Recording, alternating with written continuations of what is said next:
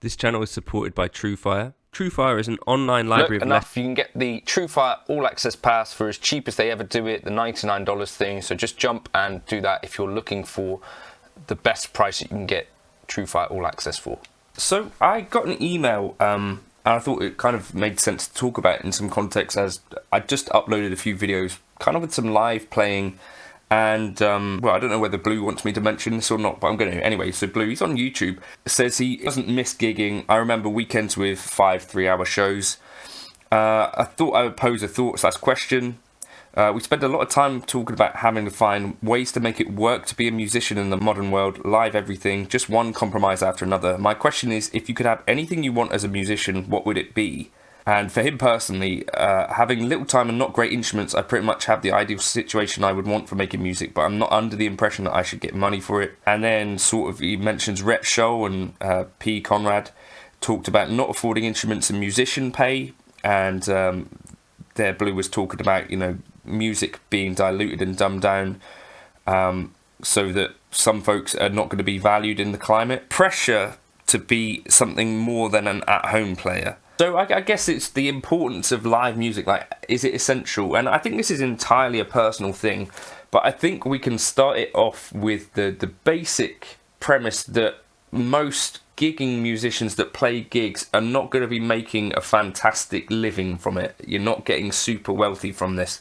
So there is this to sort of bear in mind with a lot of this. So I think the upper sort of touring musician, from what I sort of have talked to peers about and know, this may be different for some folks, but sort of £500 to £600 for a gig is about what you could get if you're a very, very high level.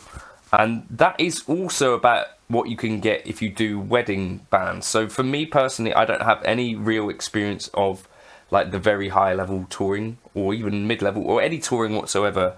All I can talk about is my experience as like a player that does kind of normal sorts of gigs that you watching this might be able to get. So that's kind of what this video is about, and how important it is doing these sorts of gigs for me as an individual or for anyone else.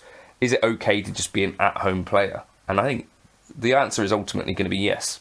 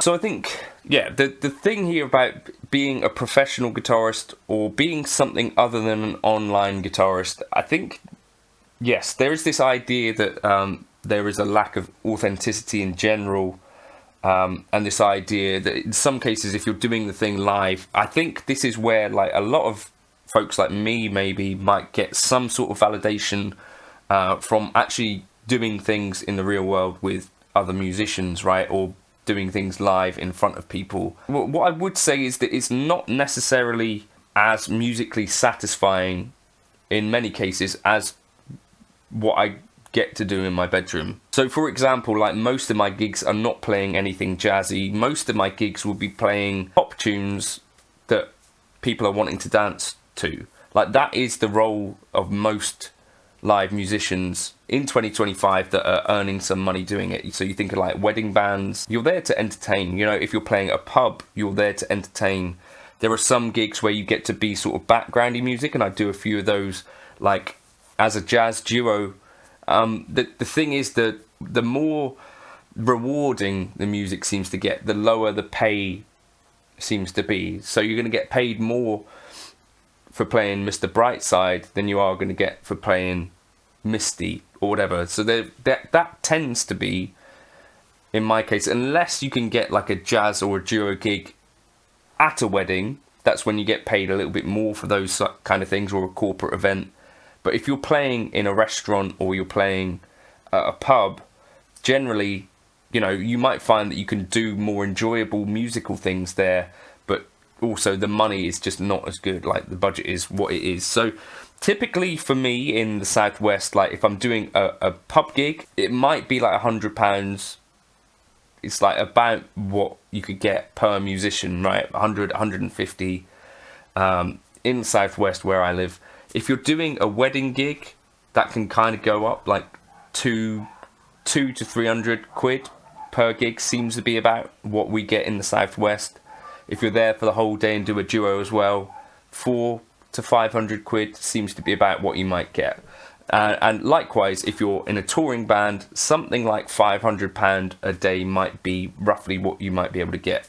So I think the point of saying all that is that, yes, versus like working in a supermarket for 40 hours a week or whatever, I find it personally, like I quit a job working in the supermarket, and then after that I had like a job working in sort of with spreadsheets and stuff. He called himself a consultant. Versus those jobs, I prefer just playing gigs for music, but I definitely took a pay cut in terms of just gigging income to pursue music. And that's the thing, like, it's very difficult to make a living just playing gigs, especially if you're not doing the wedding stuff or touring, right? Because, you know, £100 if you're getting good money midweek per gig, or £50. I was doing quite a lot of gigs for £50.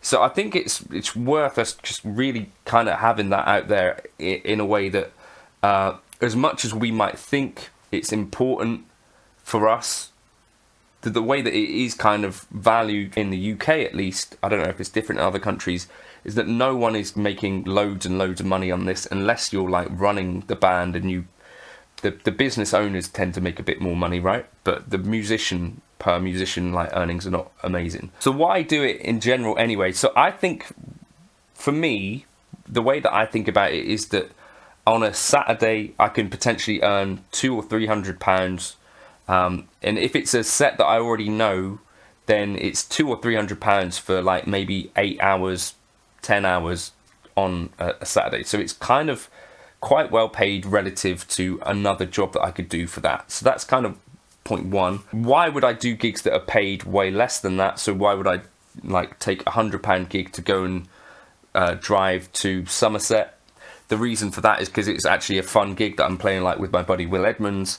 And so I think this is the other thing that we also get from this live music, where playing with another musician in a room is definitely a thing too, right? You think about that, what is that number where actually you'll turn down a gig? So we got offered this gig, got sent a contract through for a gig that we'd agreed to do, and it was getting paid £50 a head, and we just said, look, we're not doing it for that. Depending on, you know, how much you need the cash, where these things, even if it was a fun gig, you could turn these down. But I think the main thing is that you should be totally comfortable with the idea that even if you are playing live music, it doesn't really matter in 2025, I think, as much as people think it should. It's not all entirely about money, but at the same time, I think it's like an important way that we can determine how seriously we can take these things. And particularly, I guess, if you're watching this, you're wondering, like, is this an important aspect? So one real key way, I think, to get through this, and I think people have been upset that Rhett Scholl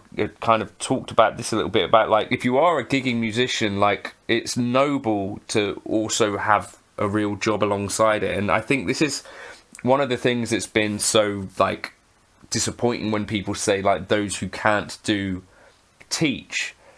because there are not that many gigs out there for musicians to earn enough to live on as like a living wage or whatever. So many musicians, like the lion's share of them, are going to need to supplement their earnings. You know, if you're not doing wedding gigs, then you're going to really struggle, and this is why so many musicians would also be teaching as well, or you might have part-time jobs, or, you know, like Rhett or like RJ or like Sean Tubbs or me or whoever, you just find other avenues to make music or money making music, or making videos online, making gear demos, and you actually find that this side of stuff is far more lucrative and has much less of a ceiling than going out and doing gigs. So if you ever wonder, you know, why is it that these people don't necessarily play live so much, it's because actually there's not a huge incentive monetarily to play live. It's kind of one of those things that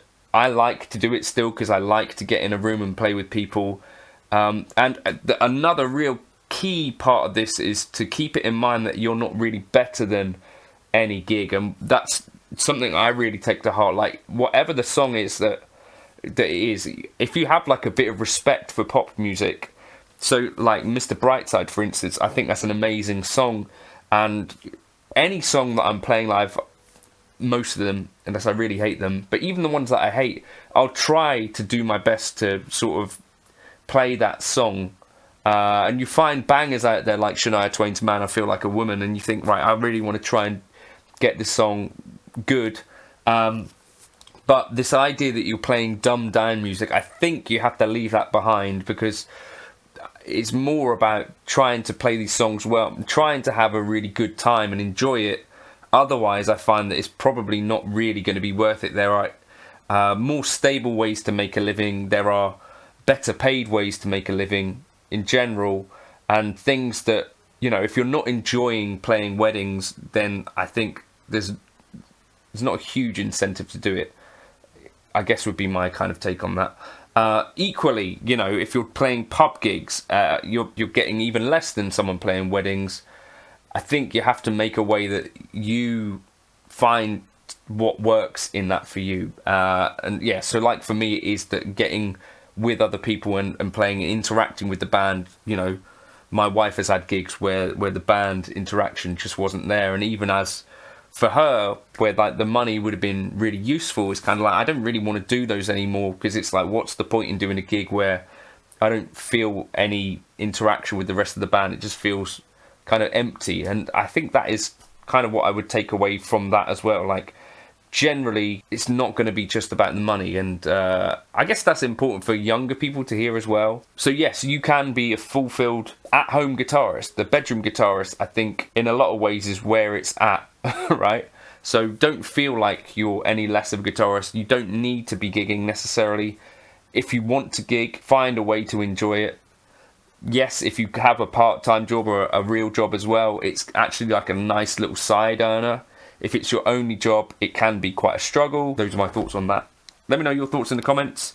Yeah, I watched some more of Philip Conrad's video on this, and it's kind of just interesting. Like, even in Atlanta, like, I think he said that the fee around $350 for a wedding, which seems even less than we get over here, or maybe around about that. So that's kind of interesting, because I think in the UK, I had the assumption that guys over in America as musicians were actually getting paid quite a lot better than us over here, so that was interesting to hear as well. So I don't know, let me know in the comments like your average gig fee if you're a professional musician, and maybe what year it was that you were doing it. But I think, yeah, it'd just be interesting. And what your thoughts are on, like, do you need to see a guitarist live to know that they can really do the thing, or do you validate a player in that way? Do you care about live music? Love to know your thoughts. Cheers.